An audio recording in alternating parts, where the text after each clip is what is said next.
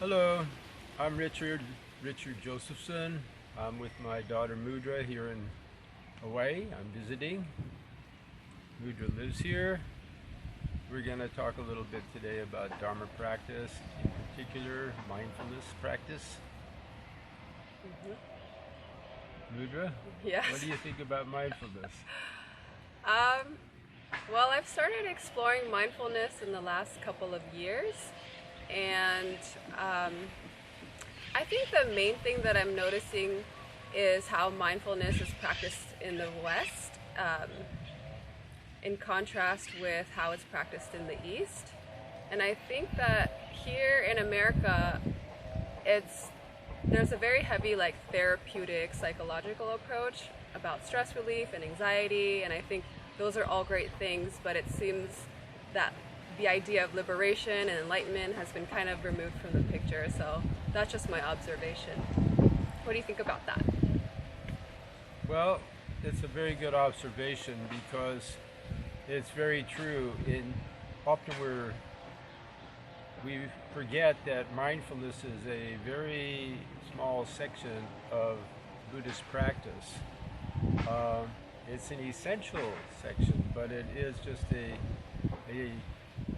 aspect of Buddhist practice that has to be integrated into a much broader lifestyle and attitude. And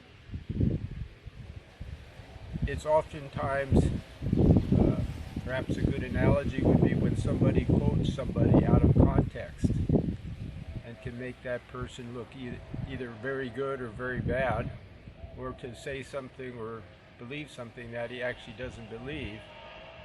And it's often used by politicians and other people to express what they think about this particular person, and to impose a view of that person that may be very far from what that person is. So to talk about mindfulness without the overall Buddhist practices like that, it's kind of like plucking something out of context and quoting it. Would you say it's out of context or it's still in context? Because do you think that the stress relief and the anxiety relief is part of the larger picture?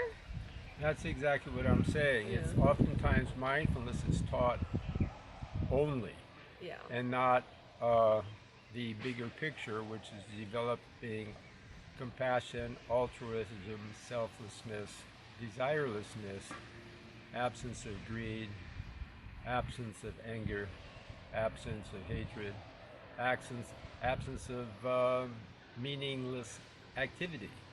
So mindfulness is a practice that's supposed to assist all the things I just mentioned and help one to develop them. But by itself, it can be used and is being used as a means to be more mindful at work, be more productive in whatever work you do, even something as simple as working in a bakery or working in high tech. High tech's employing mindfulness a lot because a employee who is mindful can get a lot more done than a employee who's working scatterbrained or distracted all the time, thinking about family, thinking about going home, thinking about the next vacation, thinking about whether he's getting paid enough, and so forth. Having various thoughts intrude upon his mind. Mindfulness teaches how to eliminate those kind of thoughts and be present in what one is doing. The problem is that's all it does in a corporate setting, where mindfulness is taught in a corporate setting, and even to a large extent in yoga studios and so-called Dharma places, where mindfulness is taught as a practice itself, whereas as a whole practice itself, whereas actually mindfulness is included in a whole way of life that must be just a part of. So, with the components matched with like compassion and generosity, and also impermanence, understanding the impermanence. Understanding the philosophical basis of Buddhism and so forth. So one might wonder, well, is it good to practice mindfulness if you don't have all of those other components? Well, it probably is. One of the dangers is that if you do that, you might think that that is mindfulness in the Buddhist sense, where it's not. It's mindfulness in the corporate sense. In fact, I like to use a different word for mindfulness in the conventional sense. I like to say attentiveness. It's learning how to be attentive. Whereas mindfulness in the Buddhist sense has many more aspects, like the development, as Mudra just said, compassion, loving kindness, sympathetic joy, rejoicing in the good and virtuous of others, good virtuous conduct of others, the good fortune of others, the incredible learning of others, and being able to sympathize with others, not only sympathize with their misfortunes, but sympathize with their good fortunes, as if it was you having the good fortune.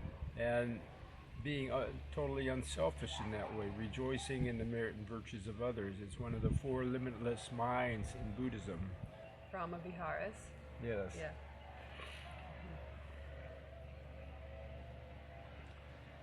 So if there's an important point here, it would be that mindfulness itself is empty by itself, and mindfulness, including all aspects of the path, is very, very beneficial, and it has a much broader extension. It reaches, it's a more far-reaching practice, so it's not as limited. And moments ago, Mudra and I were talking about some of the dangers of mindfulness. Do you remember what we were talking about? About the thief. Yes, there's a possibility that mindfulness can be used for deviant purposes too, because a mindful thief is going to be a better thief. A mindful soldier that's in a battle will be a better soldier. And a mindful and criminal that wants to commit fraud and steal money and so forth, you will be better at that too, because mindfulness makes you good at whatever you do. So a Buddhist practice makes sure that mindfulness is rightly motivated, whereas that's not necessarily the case as mindfulness is taught in modern times and devoid of the Buddhist context. It's still really helpful though, so I think that if you approach it purely in the therapeutic aspect, I think that's still really good. I think it could maybe help to mitigate some of the mental turmoil, so that if you do want to enter into the path, then it does clear away some hindrances, some anxiety, some stress. And the way it's kind of manifested in modern times now, there's mindfulness-based stress reduction, mindful self-compassion, and those are all really wonderful practices where it's learning about awareness of the breath, awareness of the thoughts, awareness of the body sensations, everything that's happening internally and externally, so that we're not so carried away and identified. We can be present in ourselves. And I think that once you have a little bit of stability, then you can sit in meditation on the cushion for a little while. Once you learn to disidentify with all the experiences that are happening within. So I think it's still really beneficial. And I love the way that it's been manifested, or the offshoots, or however it's been developed in the West. I think it's really helpful. I definitely agree with that. I was just playing the devil's advocate that it could fall into the wrong hands and be misused. But assuming, as I like to assume, that people in general are good, whether they're Buddhist or not, I believe everybody has a good heart and and care about other people. So in that sense, everything that Mudra said is 100% something I would also agree with. It's beneficial. The only thing I would add is you can expand it out of that domain, which is a very broad domain, but you can expand that domain to develop a fully enlightened mind too.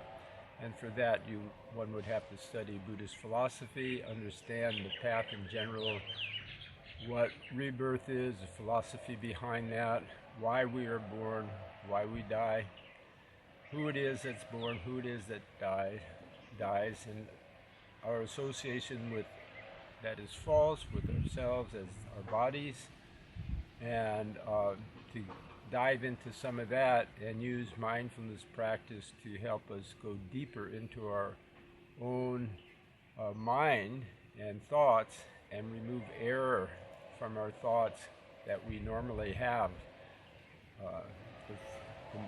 The biggest biggest mistake we make is identifying with our body as who we are. And undermining our personal thoughts. Our thoughts of ourselves as an individual, a discrete individual, as ourselves as the one that's depressed, as ourselves as the one that's happy, the one that's hungry, the one that wants a better life, more money, bigger house, newer car, to identify with these kind of thoughts of, mind, personal thoughts, and our bodies, these two mind-body relationship. We have to, first of all, undermine the error of thinking of ourselves as our body. And the next error is our personal thoughts, and that has to give way to an impersonal view where we care about others as we would ourselves. We feel another's depression as we might feel our own, as if it were our own, another's happiness as our own happiness, and so forth, and expand the personal view of self to a more global view of self, where we're naturally more altruistic. So I heard this quote one time, and it said something like, "We are not our thoughts, we are aware of our thoughts." Well, that's a very good saying.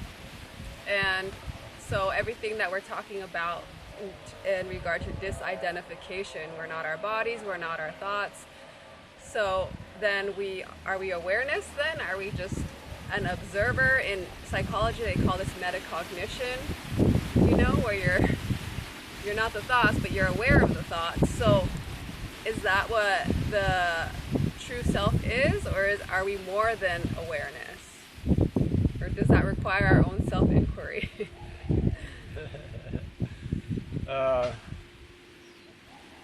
There's some things that are very difficult to express in words.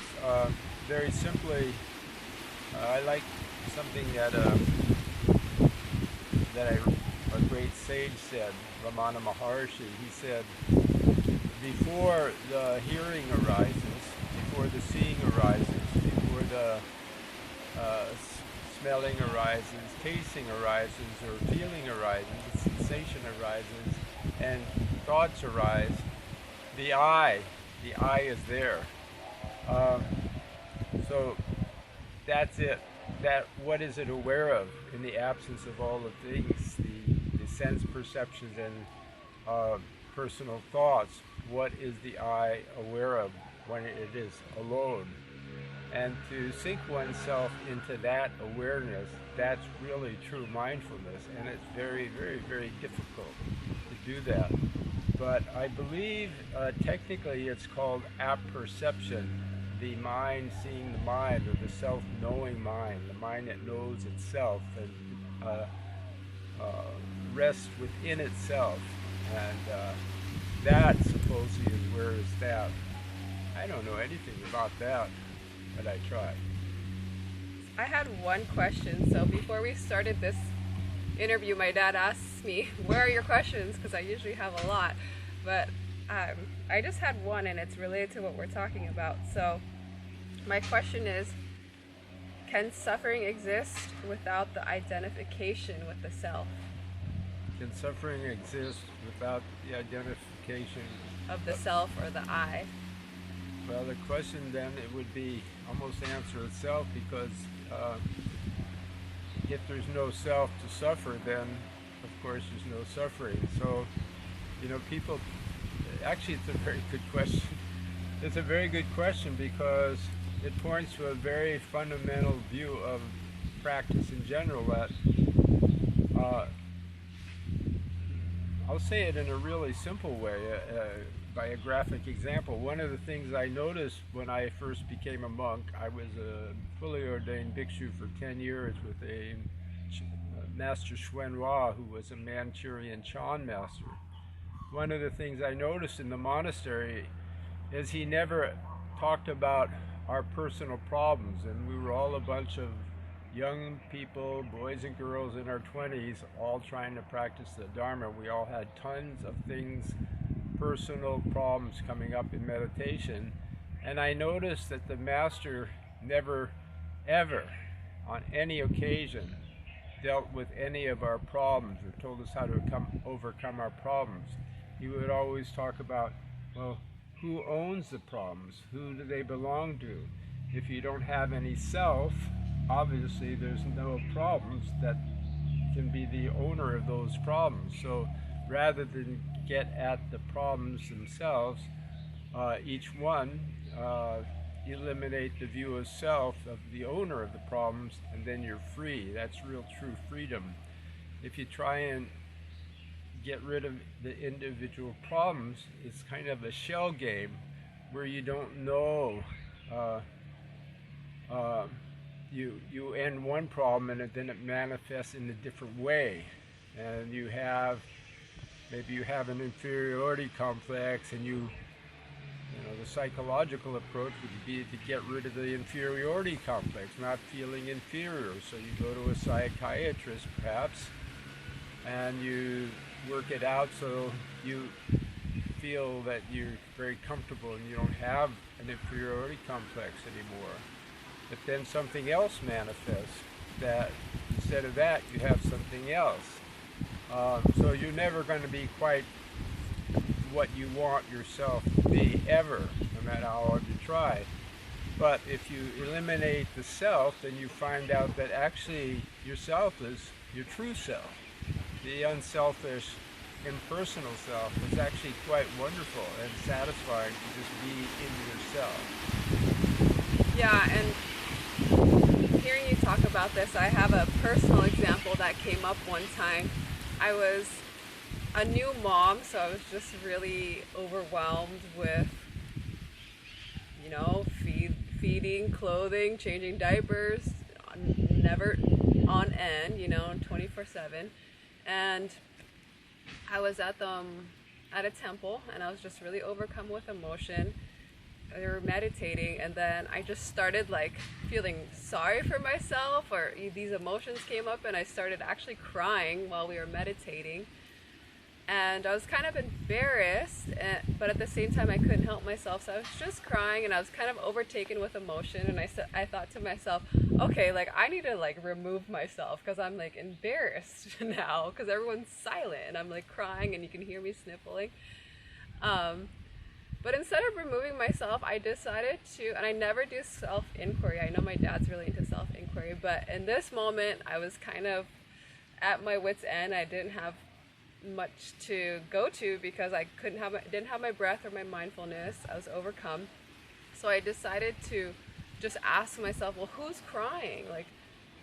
Who's crying? And I kept asking myself, who? That's the right thing. And I totally got out of that entire state, and within seconds I got out of that state, and I was just yeah, that's called turning a state around. And it's not easy. It's not really easy, but it comes with having a sincere heart. It's actually very tantra, what Mudra said. It's quite well known in Buddhism that our afflictions can help us.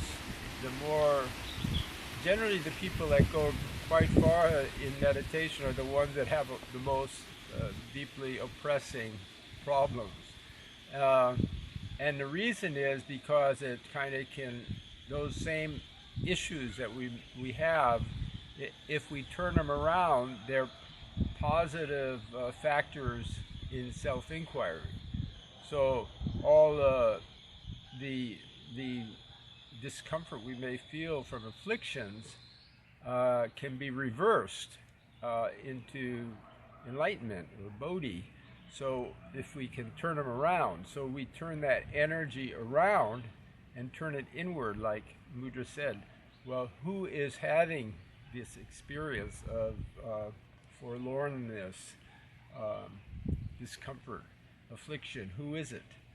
And that change of viewpoint can lead to really profound states of freedom.